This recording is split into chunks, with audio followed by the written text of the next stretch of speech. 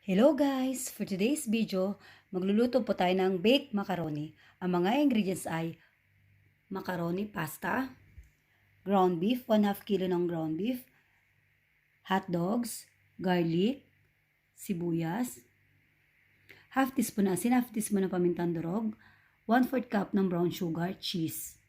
Ito naman guys, ang ingredients natin sa ating white sauce: butter, all-purpose cream, 1/2 cup ng gatas, grated cheese, half teaspoon asin, half teaspoon ng pamintang durog, at mozzarella cheese. First guys, maggawa muna tayo ng ating sauce. Mag-isa na tayo guys sa ating bawang sibuyas. I-next natin ang ating giniling. I-next natin guys ang ating mga hotdogs, ang ating tomato sauce at kunting tubig, asin, paminta at ang ating asukal. At lutuin for at least 20 minutes. Magpakulo naman tayo guys ng ating tubig para sa ating pasta at lutuin natin ito.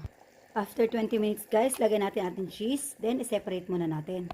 Ito guys, paghaluin na natin yung pasta at ang ating sauce. Sa ating white sauce naman guys, magtunaw tayo ng butter, ilagay natin mozzarella, cheese, gatas, asin at pamintang durog.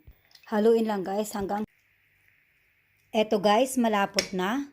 Ilagay na natin ang ating white sauce. Bake na natin sa 190 degrees centigrade sa loob ng 10 to 15 minutes.